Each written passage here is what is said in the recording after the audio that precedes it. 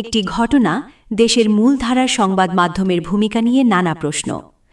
বলছিলাম, গত ১৮ জুলাই রাঙামাটির সাজেকে বিজিবির গাড়ির ধাক্কায় সিএনজি অটোরিকশায় থাকা সন্তান সম্ভবা স্কুল শিক্ষিকা সুমন্তী চাকমার মৃত্যুর কথা। ঘটনাটি নিয়ে প্রথম আলো, সমকাল, ইত্তেফাক, ৭১ সহ বাংলাদেশের বেশ কিছু মূলধারার সংবাদ মাধ্যমে বিজিবির নামটি আড়াল করে স্রেফ ট্রাকের ধাক্কা বলে সংবাদ প্রকাশ করা হয়েছে। এ নিয়ে সামাজিক যোগাযোগ মাধ্যমে তীব্র ক্ষোভ ও অসন্তোষের জন্ম দিয়েছে। খোদ প্রথম আলোর বান্দরবান জেলা প্রতিনিধি বুদ্ধজ্যোতি চাকমা তার ফেসবুকে দেওয়া এক পোস্টে বলেছেন, মিডিয়া একটি দুর্ঘটনায় যা ঘটেছে তা প্রকাশ করতে পারেনি অথবা করেনি। এ নিয়ে সামাজিক যোগাযোগ মাধ্যমে তোলপাড়। এদেশে মিডিয়ার অনেক ভাশুর আছে, যাদের নাম নেওয়া যায় না। বিজিবিও কি মিডিয়া ভাশুর? এর ফলে কার কি হল? বিজিবির ভাবমূর্তি রক্ষা করল, নাকি ক্ষতি করল, নাকি মিডিয়া জগতের নাক কাটল? ডাকসুর কার্যনির্বাহী সদস্য হেমা চাকমা তার ফেসবুকে এক ভিডিও পোস্টে মিডিয়ার ভূমিকা নিয়ে কড়া সমালোচনা করেছেন। হিলট্র্যাক্সের জন্য যখন কোনো একটা ঘটনা ঘটে তখন সেটা আসলে ম্যানিপুলেটেড হয়ে আসে। এটা শুধুমাত্র একটা অ্যাক্সিডেন্ট ছিল না, কারণ এখানে যে ঘটনাটা ছিল সেটা ভুলভাবে মেইনস্ট্রিম মিডিয়াতে আসছে। সেখানে প্রথম আলো থেকে শুরু করে সমকালের বিভিন্ন জায়গায় ফটোকার্ড বানিয়ে মেইনস্ট্রিম মিডিয়াতে ছেড়ে দেওয়া হয়েছে এভাবে যে ট্রাকের ধাক্কায় প্রাণ গেল একজন অন্তঃসত্ত্বা স্কুল শিক্ষিকা। কিন্তু এটা আসলে একটা ট্রাক ছিল না, এটা ছিল বাংলাদেশের বর্ডার গার্ড বিজিবি। তাদের গাড়ির ধাক্কায় এই মহিলাটা মারা যায় এবং এই বিজিবির যে ডাম্প ট্রাকটা ছিল সেটা এত স্পিডে চলতেছিল যে সিএনজিতে এমনভাবে ধাক্কাটা মেরেছিল এবং সেখানে কিন্তু ওই মহিলা অন্তঃসত্ত্বা নারী যে শিক্ষিকা তিনি স্পট ডেড হন। এবং খুবই দুঃখজনক ভাবে মিডিয়া পাড়াতে এই জিনিসটা আসলো যে শুধুমাত্র একটা ট্রাকের ধাক্কায়।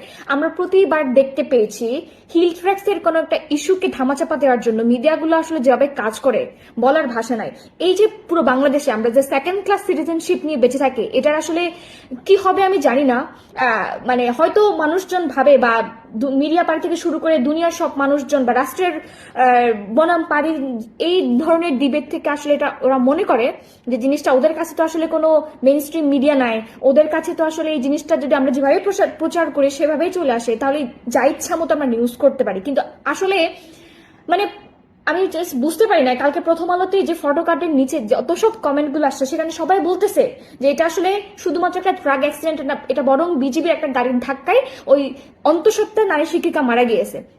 কিন্তু এই জিনিসটা কখনো ওরা প্রকাশ করছে না। এবং বেশিরভাগ মানুষজন বলছে যে আপনারা যদি নিউজ করতে চান তাহলে সত্যি ঘটনাটা করবেন, আপনারা ভুলভাল কোনো ধরনের নিউজ করবেন না। কিন্তু তারপরও কোনো ধরনের এই যে ভুল একটা ইনফরমেশন ছড়ানো হলো এবং পরবর্তীতে যখন এটা কোনো একটা রেফারেন্স হিসেবে দেখাবে তখন কিন্তু দেখা যাবে শুধুমাত্র একটা ট্রাক অ্যাক্সিডেন্টে মারা গেছে। সো এই জিনিসগুলো আসলে আমাদেরকে খুব ভাবায়। পাহাড়ের মানুষজন আসলেই অসহায়, তাদের কাছে কোনো মিডিয়া নাই, তারা চাইলেও সত্যি ঘটনা বলতে পারে না, এবং যদি কোনো ঘটনা বললেও থাকে তেমন পরবর্তী সেগুলো কিন্তু বিভিন্ন জায়গা থেকে বিভিন্ন সোর্স থেকে ডিলিট দেওয়া হয়। আমি কার কাছে এই নিন্দাটা জানাবো, কার কাছে আমি বিচারটা চাবো যে আসলে আপনারা যদি কোনো ঘটনা শেয়ার করতে চান তাহলে সেটা যেটা সত্যি ঘটনা সেটা শেয়ার করেন। আমি আসলে বুঝি না যে আমাকে কি বলতে হবে, আমি কাকে বিশ্বাস করব। প্রথম আলোকে আমি এত শ্রদ্ধা করতাম, কিন্তু আসলে খুবই দুঃখজনক যে তাদের বিরুদ্ধে আমাকে কথা বলতে হচ্ছে। সাইরা চন্দ্রা নামে একজন লিখেছেন, সাজেকের একজন ৯ মাসের অন্তঃসত্ত্বা স্কুল শিক্ষিকা সিএনজিতে করে খাগড়াছড়ি যাচ্ছিলেন নিজের সন্তানকে জন্ম দিতে। কিন্তু বিজিবির ডাম্প গাড়ির ধাক্কায় তাদের সিএনজি দুমড়ে মুচড়ে ঘটনাস্থলেই তিনি এবং তার সন্তান মারা যান। তবে দুঃখের বিষয়টি কি জানেন? ঘটনায় জড়িতদের বিষয়ে কোনো আইনানুগ ব্যবস্থা না নিয়ে প্রথম আলো, ৭১, ইত্তেফাকের মতো বড় বড় সংবাদ মাধ্যম ঢালাওভাবে প্রচার করলেন ট্রাকের ধাক্কায় অন্তঃসত্ত্বা শিক্ষিকার মৃত্যু। এখানে কার দোষ এবং কাউকে বাঁচানোর জন্য ধামাচাপা দিয়ে আসল দোষীদের যদি আইনের আওতায় নিয়ে আসা না হয় তাহলে সবকিছুই ব্যর্থ হয়ে যাবে। ডাচান্ন চৌধুরী নামে আরেকজন লেখেন, বিজিবির ডাম্প ট্রাকের ধাক্কায় প্রাণ গেল স্কুল শিক্ষিকার। এই সত্যটা প্রকাশ করতে কিসের এত দ্বিধা? শিরোনামও বায়াস্ট, ভেতরের লেখাগুলোতেও ট্রাক বলে চালিয়ে দেয়া হলো। এতই যদি তাদের সংকোচবোধ থাকে তবে সংবাদটা প্রকাশ না করলেই তো পারতেন। আধা সত্য আধা মিথ্যা মিশিয়ে একটা ইমোশনাল ঘটনাকে নিয়ে এভাবে হাইপ বাড়ানোর তো কোনো প্রয়োজন ছিল না। এছাড়া আরও অনেকেই এভাবে প্রতিক্রিয়া জানিয়েছেন, তবে মিডিয়াগুলোর পক্ষ থেকে এ বিষয়ে কোনো ব্যাখ্যা দেওয়া হয়নি। এখন প্রশ্ন হল, সংবাদ মাধ্যমের কাজ কি সত্যকে আড়াল করে মিথ্যা প্রচার করা? এভাবে প্রকৃত ঘটনা আড়াল করা হলে মানুষ সংবাদ মাধ্যমের উপর কিভাবে ভরসা করবে? এদিকে উক্ত ঘটনায় বিজিবিকে দায়মুক্তি দিয়ে মিথ্যা সংবাদ প্রকাশ করার প্রতিবাদে সাজেকে প্রথম আলো পত্রিকা আগুন দিয়ে পুড়িয়েছে এলাকাবাসী। একই সাথে যেসব সংবাদ মাধ্যমে বিজিবিকে দায়মুক্তি দিয়ে সংবাদ প্রকাশ করা হয়েছে সেই সব সংবাদ মাধ্যমের প্রতি তীব্র নিন্দা ও ঘৃণা জানিয়েছেন তারা।